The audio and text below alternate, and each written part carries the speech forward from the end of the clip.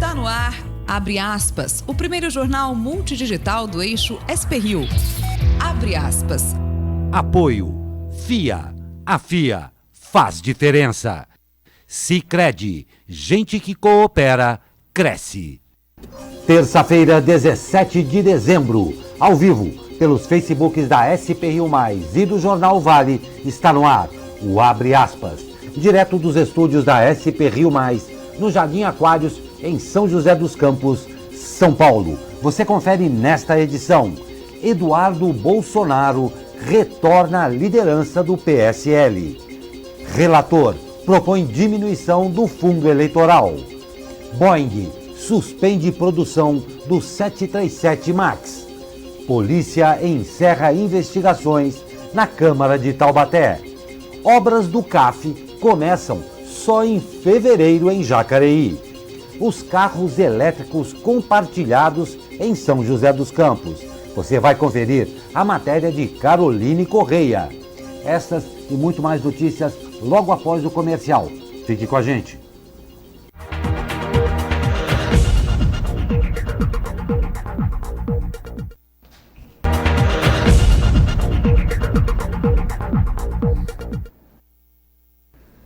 Bom dia, estamos de volta ao vivo com Abre Aspas desta terça-feira. Comigo, nossa jornalista Caroline Correia. Muito bom dia, Caroline. Bom dia, Glauco. Bom dia você de casa também, que já está nos acompanhando, né? Lembrando que você pode participar aqui interagindo conosco, falando das matérias, mandando sua sugestão, né, Glauco? Que estamos sempre abertas.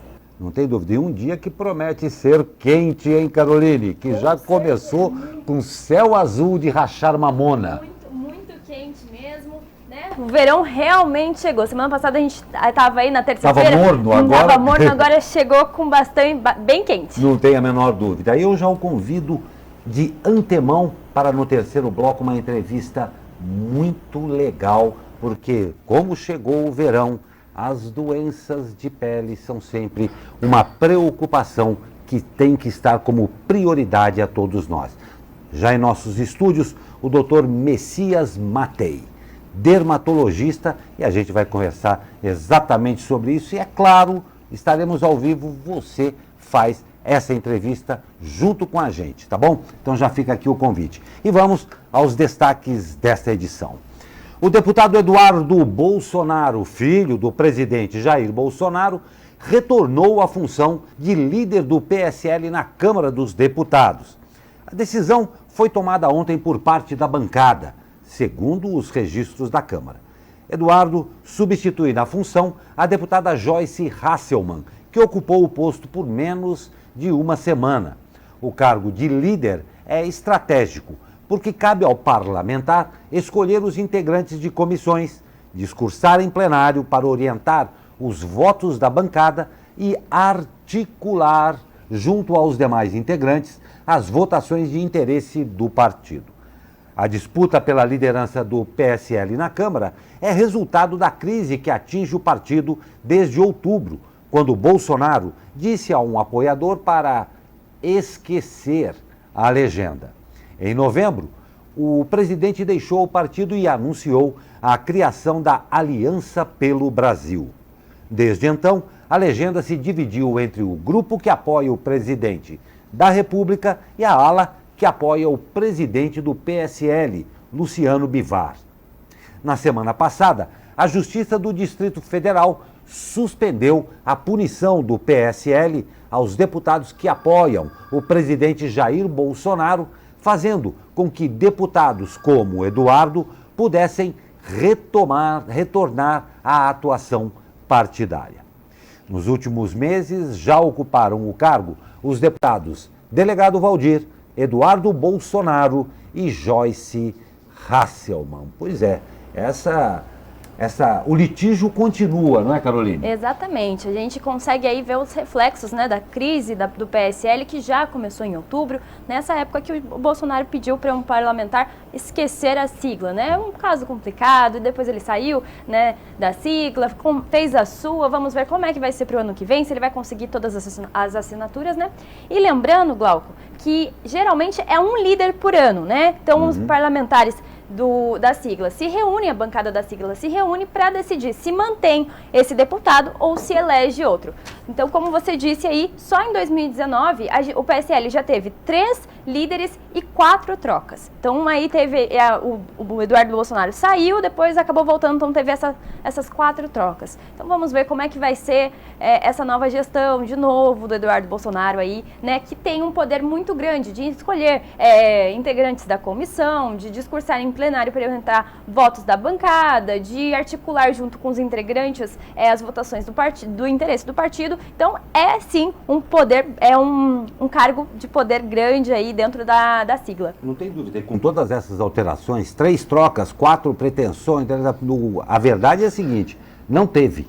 Exatamente, não teve. Não houve uma sucessão e a picuinha continua. Essa que é a grande verdade para 2020, que será um ano importantíssimo, que nós deveremos estar muito atentos e cobrar demais os nossos candidatos. Exatamente, como bem dito, né? No ano que vem temos aí eleições municipais, então a gente pode ver se a Aliança do Brasil conseguir já as suas assinaturas, com certeza vai estar lançando candidatos por esse novo partido, o PSL também querendo nessa briga, ainda mais com essa crise, né? Então fiquem bem atentos, sempre lendo sobre os candidatos que vocês pretendem votar. Não tem a menor dúvida. E o presidente do Supremo Tribunal Federal e do Conselho Nacional de Justiça, Dias Toffoli, disse em entrevista ao jornal Estado de São Paulo que o Ministério Público deveria ser uma instituição mais transparente e que a Lava Jato destruiu empresas, o que jamais aconteceria nos Estados Unidos, por exemplo. Questionado sobre Jair Bolsonaro, Toffoli afirmou que o presidente tem capacidade de diálogo e que há no governo pessoas e áreas de excelência funcionando muito bem. O procurador Deltan Dallagnol respondeu via Twitter à acusação de Dias Toffoli, abre aspas, dizer que a Lava Jato quebrou empresas é uma irresponsabilidade, é fechar os olhos para a crise econômica relacionada a fatores que incluem incompetência, má gestão e corrupção. A Lava Jato aplicou a lei, disse Dallagnol. Essa entrevista aí foi dada aí pelo Estadão, eu estava lendo sobre essa entrevista. Nesse dia ele estava até meio descansado, aí comentou, estava com ar de leve de cansaço ali, falou que trabalhou 18 horas, depois foi dar a entrevista, e ele ainda ressaltou que o Ministério Público deveria ser uma instituição mais transparente, como entende o judiciário, e que a Lava Jato acabou destruindo empresas e que nos Estados Unidos isso não aconteceria. Se ela acabou destruindo empresas, é porque as empresas estavam irregulares, estavam com nome sujo, né, Glauco? Então não tem como. A Lava Jato é sim uma operação muito importante aqui no Brasil, que conseguiu desencadear muita irregularidade e corrupção, né? Não tem a menor dúvida. E eu vou falar uma coisa, guardadas as proporções e guardadas as leis, minha mãe tinha uma frase que eu acho que se aplica muito bem aqui. Mãe, mas na casa do Paulinho é assim, não me interessa. Aqui não é a casa do Paulinho. Aqui não é os Estados Unidos. Aqui a coisa aconteceu da maneira como tinha que acontecer e ninguém acerta tudo e sempre. Mas precisávamos passar por isso sim. É ou não é? Isso aí. Vamos. Aqui não é a casa do Paulinho. Aqui não é a casa do Paulinho. Exatamente. E o relator do Orçamento 2020, deputado Domingos Neto, do PSD, decidiu propor redução de 3,8 bilhões para 2 bilhões de reais no valor do fundo para custear a campanha eleitoral. O novo valor vai constar no parecer final do orçamento, que está sendo finalizado e será protocolado. O parecer já deverá ser votado hoje pela Comissão Mista de Orçamento e ir à votação no plenário do Congresso no mesmo dia. Com a redução para 2 bilhões, o valor do fundo volta ao patamar inicialmente previsto pelo governo federal. Domingos Neto acredita que a manutenção do valor ajuda na criação de um ambiente que facilita a aprovação do texto. Esse é um assunto que realmente está chamando todas as atenções, porque as cifras não são brincadeira, né, Caroline? Não mesmo, a gente já vem falando aí, o ano passado a gente já falou desse fundo eleitoral, esse ano, agora, próximo ano também já tem, então vamos ver como é que vai desenvolver tudo isso, e são cifras muito altas, né, Glauco? Muito altas, e outra coisa, a opinião pública já demonstrou que está extremamente atenta com relação a isso, porque na verdade era para ir para 4 bilhões, isso daí. Verificado que isso não caiu bem na opinião pública, retornaram, diga-se de passagem, valor ainda substancialmente salgado, não é? A gente já teve algumas participações, a Ana Santos vai mandando um bom dia, falou que o dia tá bonito e que mais tarde ela assiste a gente, acho que ela deve estar ocupada aí, não vai conseguir estar com a gente. E a minha querida mãe tá aí também, bom dia, mandando um bom dia a todos. Bom dia, mãe, que bom que você tá aqui com a gente. Seja muito bem-vinda. E a Justiça de São Paulo suspendeu ontem o pagamento do bônus de final de ano da Assembleia Legislativa do Estado de São Paulo, a Alesp, para cada um dos 3.266 funcionários no valor de R$ 3.100 cada, que equivale a um gasto total de 10,1 milhões de reais para os cofres públicos. Por meio de nota, a Alesp informou que o abono foi pago ao funcionalismo na última sexta, antes da expedição da liminar. A Assembleia Legislativa de São Paulo informou que fica à disposição da Justiça para quaisquer informações que sejam necessárias. O ato que concede o bônus, tanto para os servidores públicos quanto aos comissionados, exceto deputados, foi definido pela mesa diretora da Alesp no dia 28 de fevereiro e mais uma novela que continua com o dinheiro público, Exatamente. Né? A Alesp ainda alegou que não recebeu nenhuma notificação do Tribunal da Justiça, então se não recebeu, eles não podem fazer nada. Mas para esclarecer aqui, quando há uma irregularidade no pagamento, quando há um depósito errado, o servidor ele é obrigado a ressarcir esse dinheiro para a Alesp ou independente da instituição. Mas como essa medida é judiciária, os servidores também são obrigados a receber. O que vem agora, que a gente precisa acompanhar toda essa novela, Glauco, é como a Alesp vai pedir esse dinheiro de volta para os servidores. Se vai esse integral já que eles receberam, eles vão ter que já devolver essa semana, se vai ser descontado no Vale Alimentação conforme o ano for passando. Então é isso que a gente precisa acompanhar. Quando esse dinheiro vai ser devolvido? Porque caiu, né? Aí acaba caiu de uma maneira, será que eles vão ser honestos suficiente para devolver? Eu sei que tem muito pai de família ali trabalhando e tudo mais, que às vezes ficou tão feliz com esse bônus, né? Mas infelizmente é irregular, é com dinheiro público. Que triste isso. Muito triste. Muito triste. E a Boeing, maior fabricante de aviões dos Estados Unidos, decidiu suspender temporariamente a produção da aeronave 737 MAX, que está proibido de voar desde março. O avião é o principal produto da companhia, com mais de 5.000 encomendas, mas sofreu 2 acidentes em que morreram 346 pessoas, em outubro de 2018 e março deste ano. Os acidentes foram causados por uma combinação de problema técnico e treinamento falho. A suspensão se deve pela demora na liberação do avião por autoridades aeronáuticas. Já cerca de 400 aviões prontos abarrotando os pátios. Nós vamos para um rápido comercial e, como já estou te convidando novamente aqui para no terceiro bloco, você fazer com a gente aqui, participar conosco da entrevista com o Dr. Messias Matei, dermatologista. E nós vamos conversar aí sobre a chegada do verão e, é claro, essas doenças de pele que sempre ficam mais agravadas aí. Rápido intervalo e já voltamos, fique com a gente.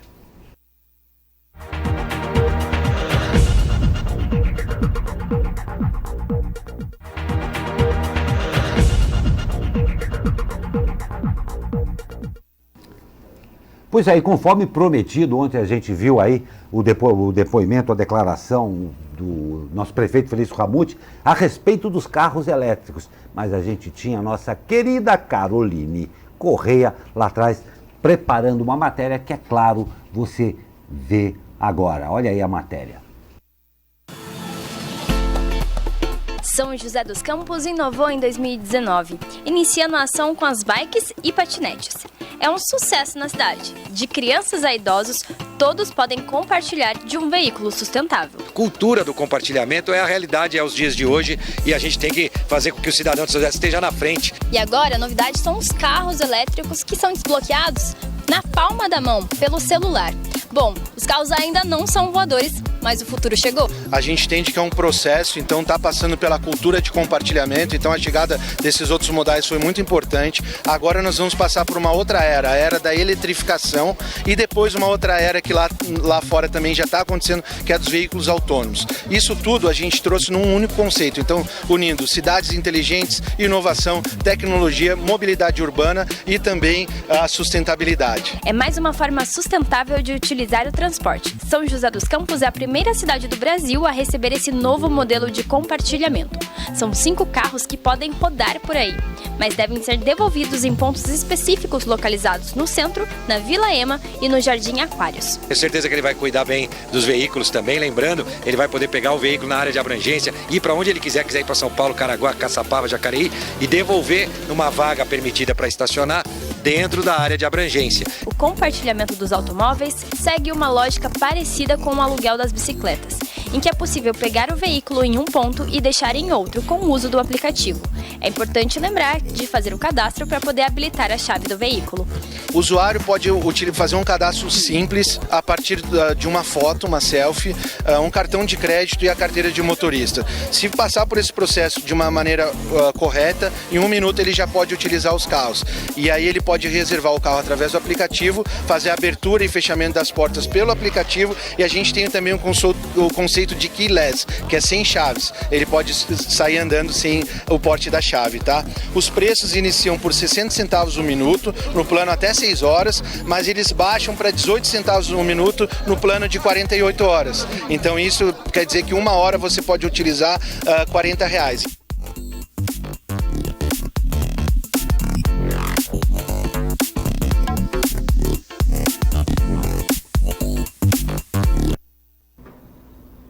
Olha, muito bacana, muito legal isso daí, claro, está fazendo sucesso aqui em São José e a gente gosta de ver. Caroline, é bem legal, né? Você foi lá fazer a matéria e muito legal, parece que a aceptividade do público está sendo grande, porque a gente tem uma série de referências aí com relação aos carros elétricos, e se não for tanto pela utilização, pela curiosidade, muita gente vai ver lá, né? Com certeza. A gente já vem, como o Felício falou, essa cultura do compartilhamento aqui em São José já foi um sucesso com as bikes, depois os patinetes e agora os carros, né? A gente tem, né, agora uma limitação para quem dirige e tudo mais, né? Porque senão o povo meio...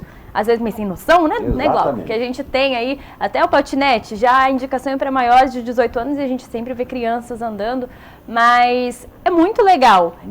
Eu tava vendo algumas, a gente não teve a oportunidade de andar no carro nesse dia, porque estavam expostos, eram coletiva e tudo mais, aquela burocracia, mas eu vi várias matérias e o que me surpreendeu, a gente já conversou sobre isso também, é que não faz barulho, né? Não é. É até meio esquisito. Você acelera e não faz barulho, né? Então acaba gerando essa... Você fica esperando. E assim, eu não reparei se nesse carro, acabei até depois pensando nisso, se esse só tem um pedal, porque tem um carro que só tem um pedal, que é só o de acelerar. Aí muito louco, né? Glauco, a gente já teve outras participações também, do Wilton Noviski mandando bom dia pra gente, e também do nosso querido Joseph Santos também mandando bom dia, que tá sempre com a gente também. Bom dia a todos vocês, e espero que vocês continuem aqui ajudando a gente a montar a entrevista logo, logo. Exatamente, muito obrigado pela sua participação. E na manhã de ontem, as polícias militar e federal realizaram operação contra jogos de azar e lavagem de dinheiro. 9 pessoas foram presas e cerca de R$700 mil foram apreendidos. A investigação se iniciou há 4 meses, depois que um dos envolvidos no esquema foi detido pela polícia. Ontem foram cumpridos 21 mandados de busca e apreensão, que resultou na prisão dos suspeitos. Na casa de um deles, a polícia apreendeu um montante de dinheiro entre cédulas de real e dólar. Os 9 suspeitos tiveram prisão preventiva decretada e vão responder pelos crimes de lavagem de dinheiro, formação de organização criminosa e contravenção de jogo de azar. Eles foram encaminhados para o Centro de Detenção Provisória de Caraguatatuba. E a polícia também apreendeu nessa mesma, junto com esses suspeitos, planilhas de anotação de jogos, computadores e celulares. E também foi feito um pedido de bloqueio de bens, como imóveis, embarcações e até aeronaves. Pois é.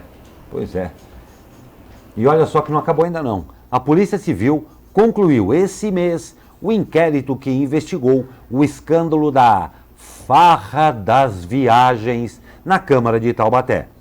Caso o Ministério Público entenda que ainda existe a necessidade de coletar mais documentos ou depoimentos, poderá remeter o caso novamente à Delegacia Seccional de Taubaté. Do contrário, caberá à promotoria analisar o material e decidir se denuncia à Justiça os envolvidos no caso ou se arquiva o processo. Ao todo, 14 parlamentares, sendo 13 vereadores e um suplente, foram investigados por suspeita de crime de peculato, que é quando um agente público desvia um bem ou valor público em razão da função que ocupa. A pena para esse crime é de 2 a 12 anos de reclusão. O inquérito na esfera criminal foi aberto pelo Ministério Público em agosto de 2018.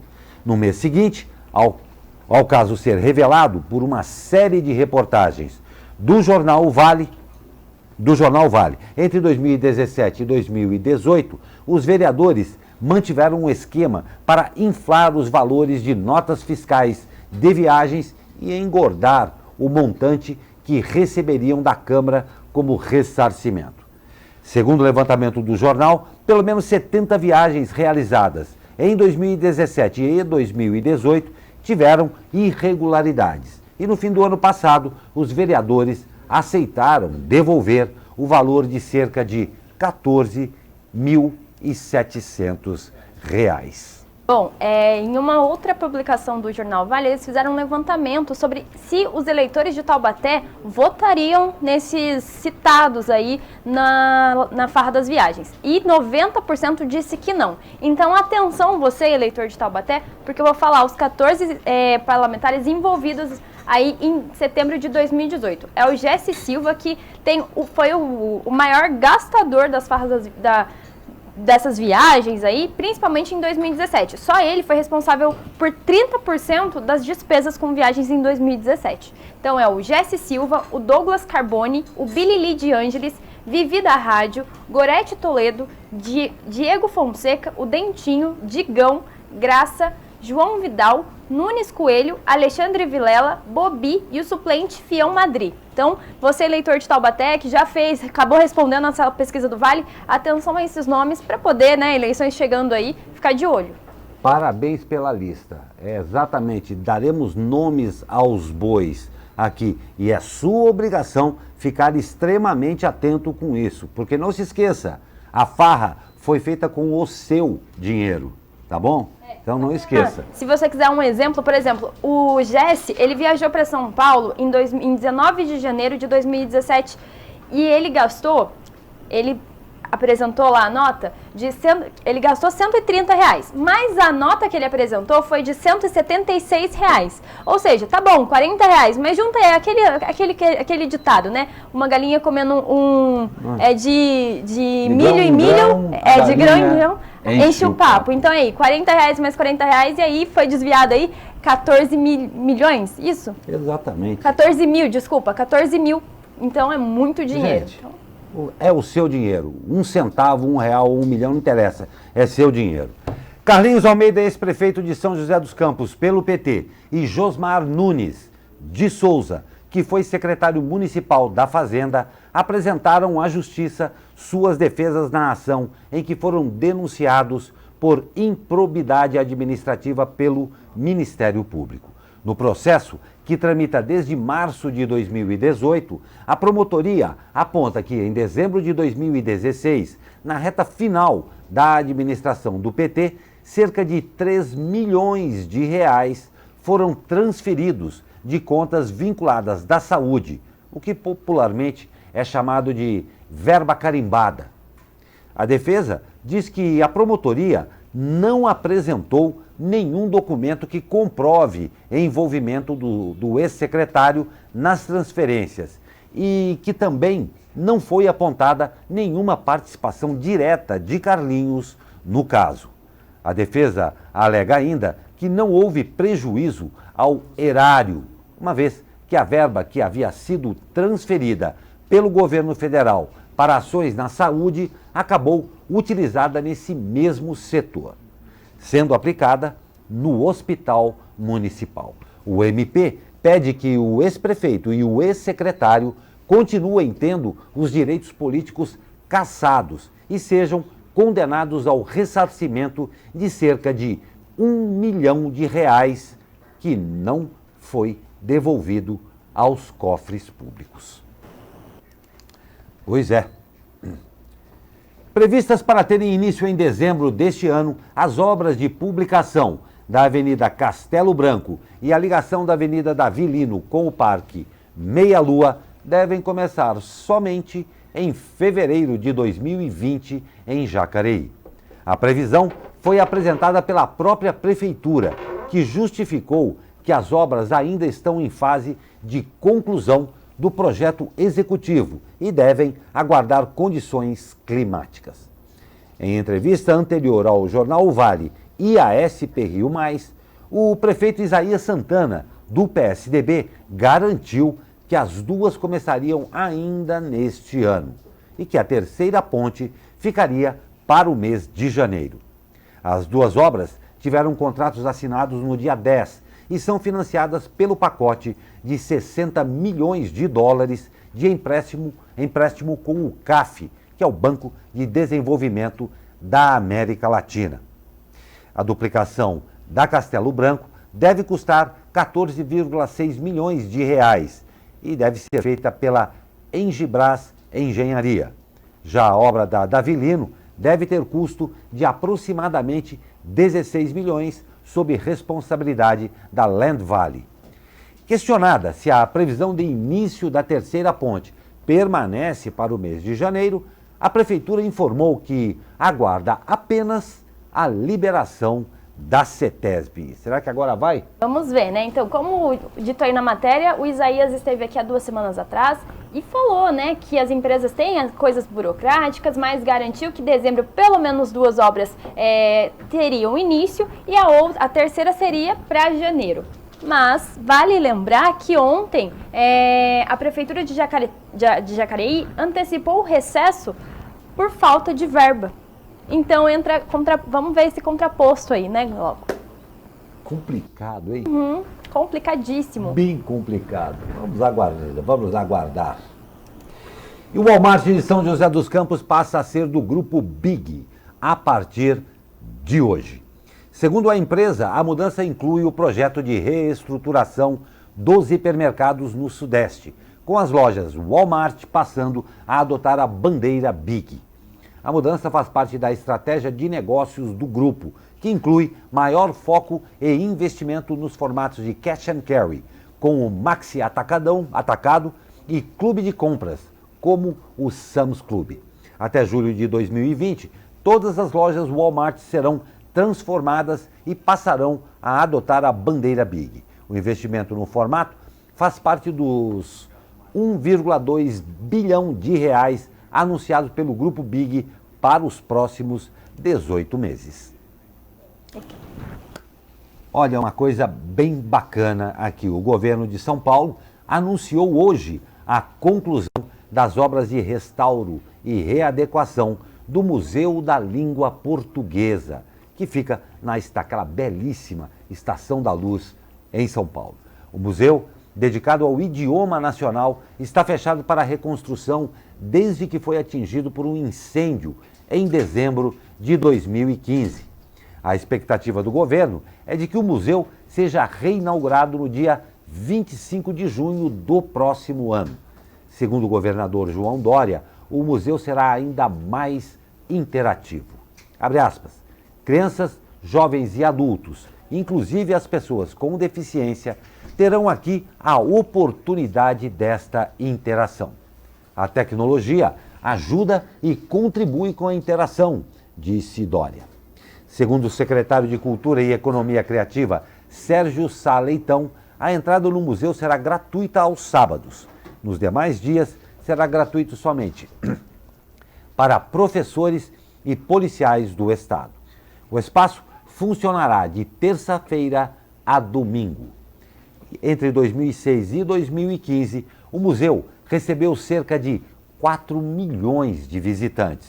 O governo espera que 600 mil pessoas visitem o museu no seu primeiro ano após a reabertura. Que notícia boa, né, Carolina? Notícia boa, principalmente pra gente que gosta de literatura, de língua portuguesa. É um museu incrível, eu tive o prazer de ir lá e eu adorei. Agora, com certeza, vai estar mais legal ainda, mais interativo. Então, é muito bem-vindo, uma notícia ótima para nossa cultura, né? Não tem a menor dúvida. E, olha, lendo a matéria completa, você deve acompanhar também, aproveitando o acidente, a tragédia que aconteceu.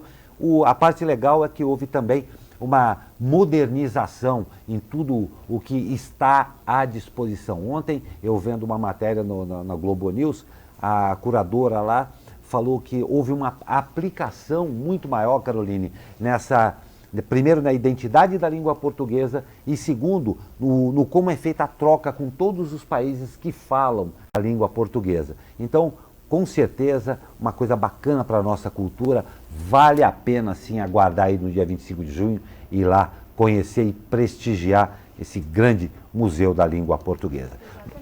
Só um atento aqui, a Jaqueline Andrade já também está participando aqui conosco, mandando um bom dia para todos. Bom dia para você também, Jaqueline.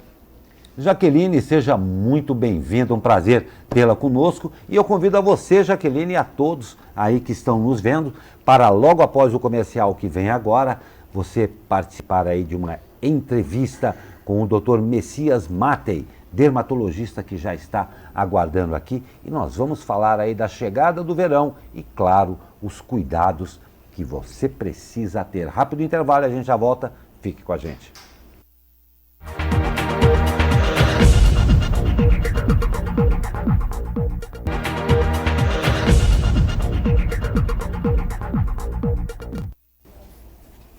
Pois é, dos altos da Cassiano Ricardo, céu azul de brigadeiro. Como eu falei no começo dessa edição, aquela cara de que hoje vai rachar mamona. Mas vamos saber com ela como vai ficar o tempo para hoje.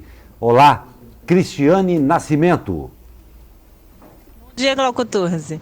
O dia iniciou com poucas nuvens em São Paulo e temperaturas mínimas em torno dos 19 graus. Entretanto, com o avanço de uma frente fria pela região, a previsão é de aumento da nebulosidade ao longo do dia, com céu parcialmente nublado a nublado. A previsão de pancadas de chuva durante a tarde e noite, podendo vir acompanhadas de raios e rajadas de vento.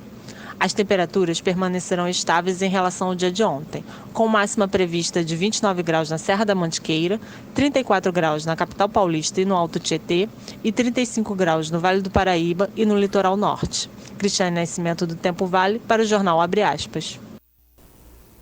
Pois é, Cristiane, pelo jeito a sensação térmica será senegalesa aqui em São José dos Campos hoje. Muito obrigado a você e a todo mundo aí do Tempo Vale. Pois é, nós falamos aí desse sol de rachar mamona e é claro que vem aquele negócio, saudade do verão, quero me estatelar embaixo do sol. Cuidado, isso há de se ter uma série de cuidados porque as consequências podem ser muito sérias.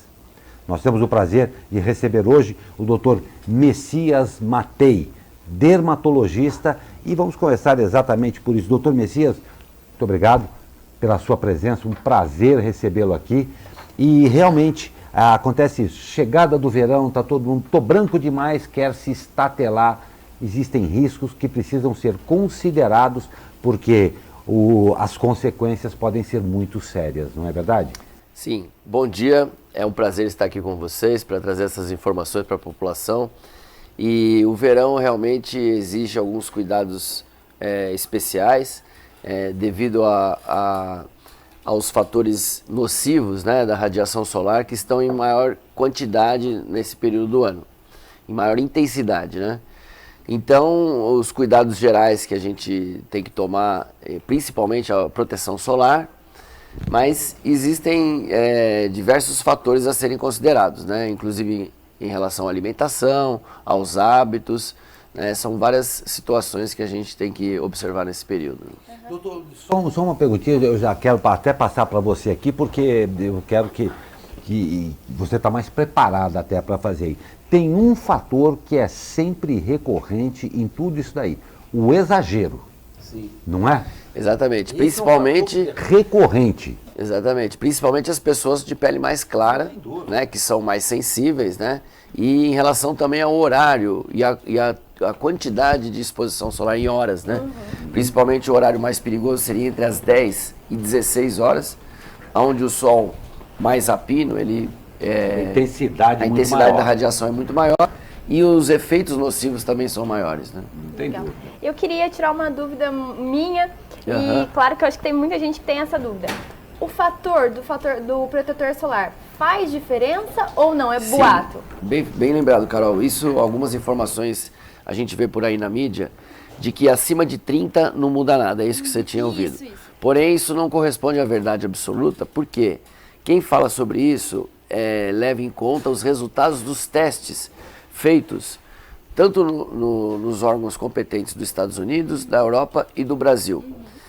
Como é que é feito? A quantidade de protetor solar que é colocado no teste, então é assim, quanto tempo que demora para a pele ficar vermelha com a exposição solar, sem a proteção solar, é uma base. Aí, vamos dizer, dá 3 minutos. Aí você coloca o protetor solar e vê quanto tempo a mais demora para essa pele ficar vermelha. Aí você consegue chegar no FPS. Então, por exemplo, FPS 8, você conseguiria ficar 8 vezes mais no sol antes dela ficar vermelha. Porém, esses testes são feitos com uma quantidade muito grande de protetor, uma camada muito espessa, que não corresponde à realidade. Porque ninguém sai com o rosto branco na rua, na praia. Então, esses testes dizem que a proteção 30%, fator 30 protege 96% do ultravioleta, no caso B, que é o mais nocivo. O 60 protegeria 98% e o 100 99%. Então, do 30 para o 100 não teria muita mudança. Porém, isso na camada muito espessa. Quando você coloca uma camada normal, essa proteção cai pela metade. E nesses testes, o 20 e o 10 protegem muito pouco, 40%, 20%. Então, o 30 seria o ideal. Porém, como você usa uma camada mais fina, ele cai pela metade. Então, quando você passa um 30, ele teoricamente, na prática, ele vira 15%. E aí a proteção é muito baixa. Agora, se você pegar um 60 para cima, que ele caindo pela metade, ele ainda chega no 30, que é 96%. Legal. Ou seja, aí o 30 teria uma efetividade boa, desde que usado ou numa quantidade muito grande, que na prática não funciona, ou então se você pegar um 60 e usar normalmente, ele caindo pela metade, ele cai ainda pelo 30, que ainda tem uma boa proteção. Não sei se deu para entender direito. Deu para entender. Era uma dúvida minha, eu tinha lido uma matéria sobre, falando que era boato, não sei o que. Eu falei, mas gente, e aí? Será que é mesmo? Eu tenho certeza que muita gente pensa desse jeito também, sim, né? Então é legal colocar aí um fator 60, né? Acima, principalmente peles mais claras, de 60 para cima. Hoje temos até 99 no Brasil, porque existe uma lei que impede que chegue a 100 para cima. Porque aí vira uma corrida que aí dali para frente já não teria muita função, mas do 60 para cima é bem significativo. Legal, interessante. E falando também em alimentação. A alimentação faz muita diferença nesse verão. O que pode, o que não pode, o que deve ser evitado? Sim, nesse período a gente dá preferência à alimentação mais leve, a se alimentar à base de carne grelhada, frutas, verduras e legumes, principalmente ricos em fibras, né? Por exemplo, as frutas e legumes de cor alaranjada, que possui os carotenoides, que também protegem bem a pele, com efeito antioxidante, estão presentes, por exemplo, no mamão, na abóbora, na maçã, na beterraba e na cenoura, por exemplo, que são os alimentos ricos nessas substâncias antioxidantes. Interessante. E agora eu tô tirando todas as minhas dúvidas hoje. Pode. Cuidados diários. O que a gente deve fazer para ter uma pele saudável no verão, evitar doenças, evitar principalmente câncer de pele também? Como que a gente faz agora no verão? Então, principalmente, vamos começar pelo rosto. O rosto lavando 2 vezes ao dia com sabonetes menos agressivos, fazendo uma limpeza e depois hidratando a pele. Sempre que você lava o rosto, ele resseca. E o seu organismo entende que ele fica ressecado. Então, se você lava o rosto e não passa nada, aquilo dá um efeito rebote na oleosidade na sequência. Porque o seu organismo entende que ela está ressecada e manda produzir mais oleosidade, aí ela se torna mais oleosa. Então, quando você lava e resseca, logo em seguida você tem que usar um hidratante, que de acordo com o tipo de pele ele varia. Por exemplo, uma pele mais oleosa tem que ser um hidratante livre de óleo, oil free, ou oil control. E a pele mais seca, ela pode usar um hidratante um pouco mais oleoso. E então a hidratação e em seguida vem a proteção solar, por último. Sempre o filtro solar a gente coloca por último. Então, fazendo a higiene da pele, depois hidratando e passando um protetor solar. Olha, eu fazia errado, Glauco, sabia? Eu também, eu tô olhando aqui, tô aprendendo. Nossa, O protetor solar é sempre o último. Olha, né? eu passava primeiro, eu lavava o rosto, passava o protetor, depois hidratava a pele pra... Inclusive o tipo de protetor também varia com o tipo de pele. E os cuidados gerais também passam também pelo banho, que é importante. Por exemplo, tem muita gente que acha importante usar bucha no banho, quando na verdade ela estraga a pele. Ela retira as defesas do organismo. Aquela camada oleosa natural da pele, ela é uma proteção. Ela mata fungo, bactérias, ela impede que um contato dê uma alergia mais fácil. Além do que ela também tem uma função imunológica e de impedir a desidratação da pele. Então, como a gente hidrata a pele? Tomando água. A água vai para o corpo e vai para a pele. Porém, se falta aquela camada oleosa, aquela água evapora. E aí a pessoa sai do banho, daí 10 minutos, começa a pinicar, coçar. Você não vê lesão nenhuma, mas você vê que a pele está ressecada. Então, aí você colocando essa hidratação, você mantém essa água na pele. Aquela que você bebeu, tomou, ela mantém pela impermeabilização. Então, o hidratante ele funciona dessa forma, ele impede que a pele se desidrate por evaporação. Olha que interessante. E agora vamos falar um pouquinho de doenças, né? No verão, porque sempre tem, né? No inverno tem também. Verdade. Mas no verão parece que é mais comum. Quais são as principais? Como a gente pode estar cuidando? Então, as principais são as micoses, né? Que são comuns em áreas mais úmidas, porque o fungo, eu costumo falar para o paciente que micose é para quem pode, não é para quem quer. Ou seja, você tem que ter um ambiente favorável para aquele fungo se desenvolver, que é um ambiente quente e úmido. Então, no calor, você tem as dobras, né, virilha, axila, a região dos pés, entre os dedos. São áreas que você tem que deixar bem arejada, com roupas de tecido algodão, que permitem a transpiração e na eventualidade do suor, ela absorve o suor. Os tecidos sintéticos, como o nylon, eles não permitem a transpiração, mantêm o calor e também não absorvem a umidade da transpiração. Então favorece o crescimento desses fungos que já moram na pele. Aí que está o detalhe, porque às vezes você vai para a praia ou para a piscina, passa o final de semana inteiro da praia ou na piscina com o maiô molhado, úmido e quente. E aí a micose vem pelo fungo que já está na pele, porque a pele é cheia de bactérias e fungos. E aí se ele encontra a condição favorável, ele desenvolve a micose. Aí você fala, pô, a piscina estava maltratada ou mal cuidada. Não. A piscina tem cloro, o cloro mata o fungo. O problema é você ter ficado muito tempo com o ambiente favorável ao fungo. Então, secar bem o pé, as axilas, não saiu da água, de repente você vai, tira um maiô molhado. Essas medidas ajudam a prevenir as micoses. Ah, que interessante. E agora em dezembro a gente começa a campanha Dezembro Laranja, né? Sobre o câncer de pele. Certo. Quais são os principais fatores? O verão também acaba agravando um pouco? Sim, porque aí devido à maior quantidade de exposição solar, devido às atividades mais ao ar livre, então a gente está mais predisposto a essa radiação. Então tem que proteger e lembrar que a proteção solar não é só o protetor solar, também tem a proteção física, que é o chapéu, os óculos que protegem contra a catarata, contra lesões oculares. Desculpa. E essa proteção física vai ajudar bastante em relação principalmente as pessoas de pele mais clara. Em relação ao fator de proteção solar, sempre de 30 para cima.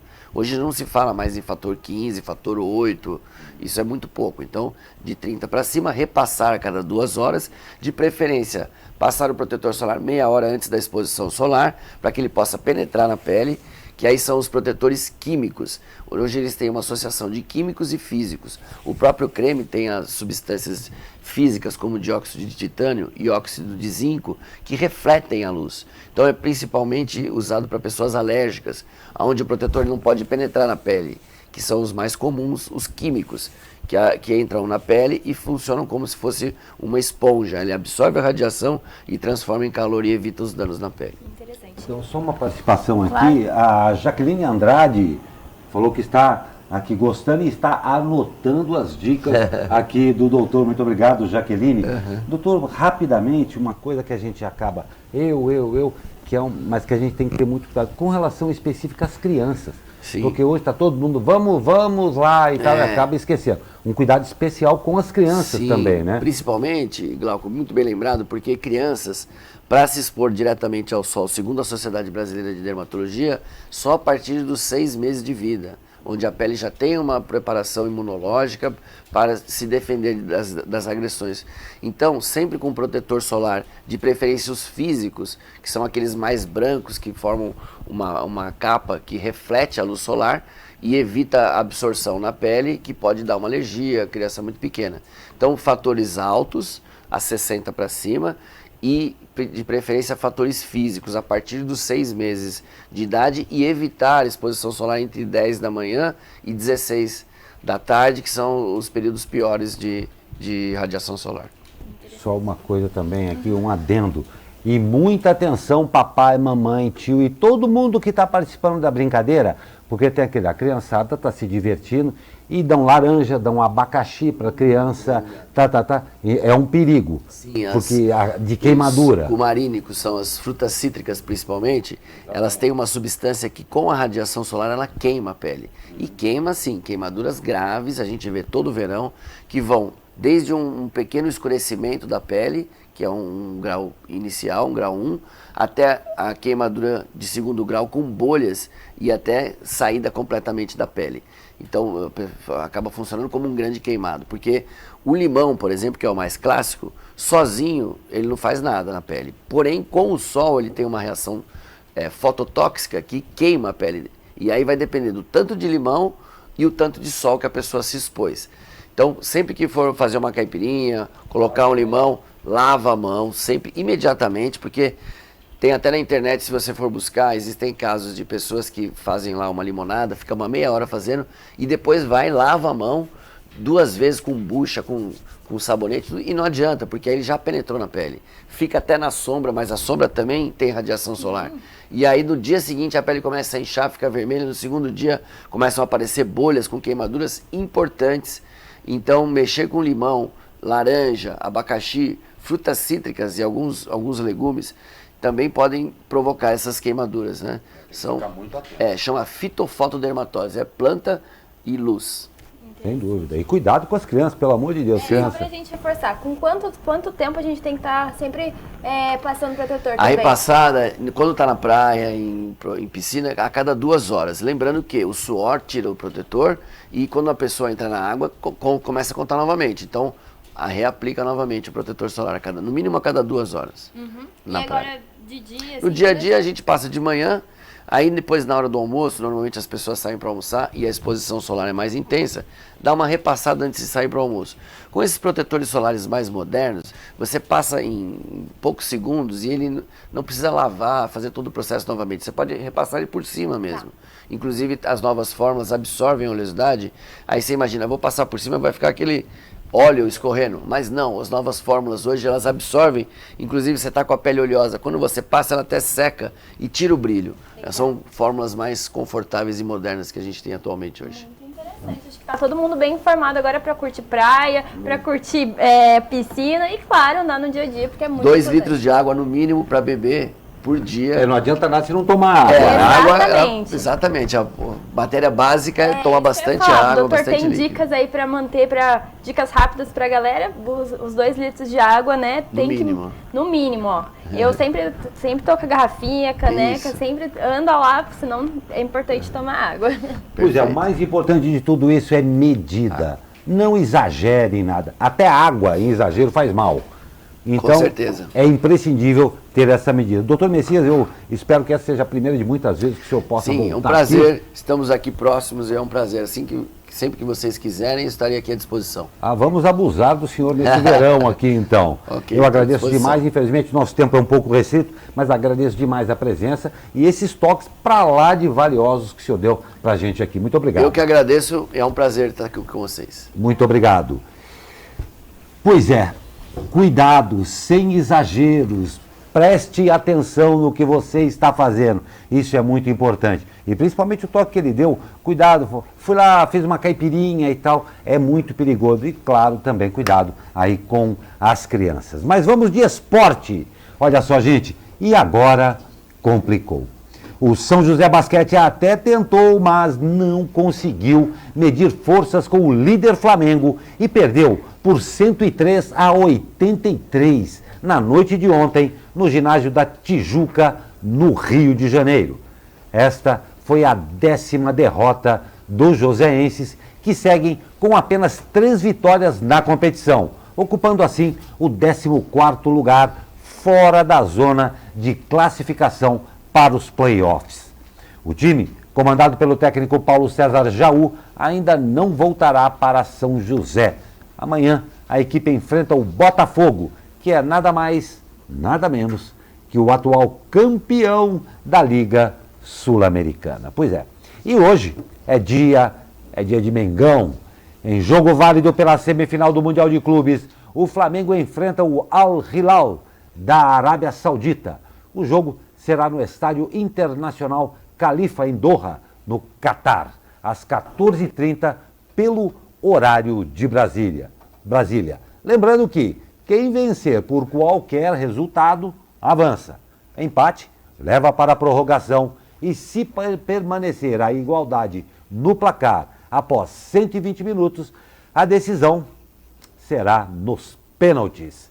Quem passar se classifica para a final do torneio e vai esperar pelo ganhador do duelo da outra semifinal entre Liverpool da Inglaterra e Monterrey do México.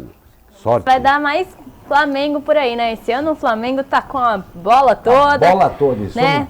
Somos todos Flamengo nessa hora, né? Nesse momento somos todos Flamengos. Não então tem vamos que vamos, né? Vamos torcer aí.